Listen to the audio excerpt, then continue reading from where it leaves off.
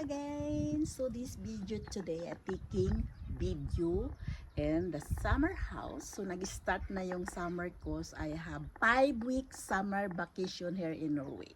So I'm here in the summer house with my husband. Just almost 9:20 at sa gabi dito sa Norway.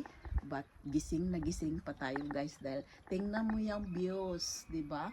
So almost 11 o'clock in the evening, but is still maliwanag pa ang araw. So that is light here guys.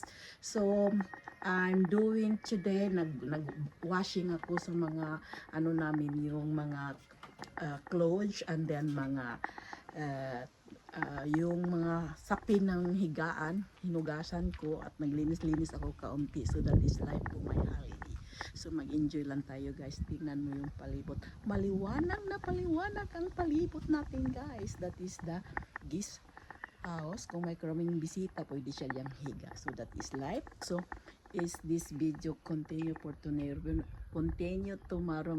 Ano lang tayo.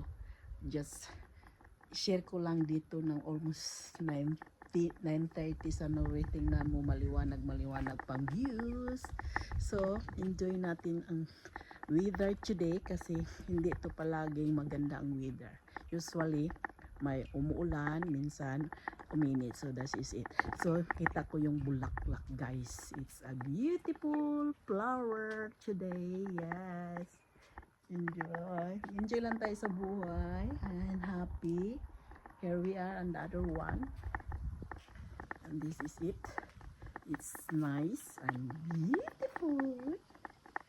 So dito yung summer house namin guys. So yung tatlong anak ko mga malaki na, hindi na yan sumama sa amin. Kami na lang mag-asawa dito.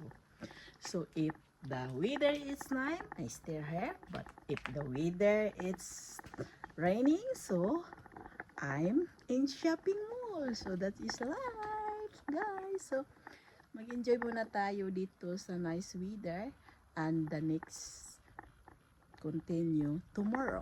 This is it guys. So kita niyo yan, ang views is almost 10 o'clock here. So what is still the maliwanag pang panahon. Kita ang views talaga guys. So thank you, it's nice weather. If breakfast time, dito kami kakain guys pag magandang weather. So sitting here and eating breakfast, and sometime eating breakfast upstairs. So this is it. Enjoy. Good morning. So the second day of my holiday in summer house. So that is breakfast time. So I make smoothie. Breakfast, that is apple, banana, strawberry, and carrots. And make it, this is yogurt with flavor blueberry. And let's start.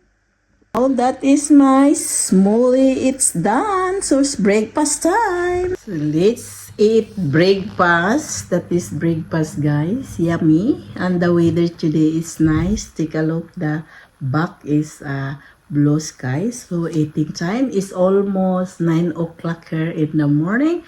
It's Norwegian time. This is second time my holiday, but I'm simple eating the breakfast but healthy. Just only fruits, and gagamit lang tayo ng blender, and then let is it.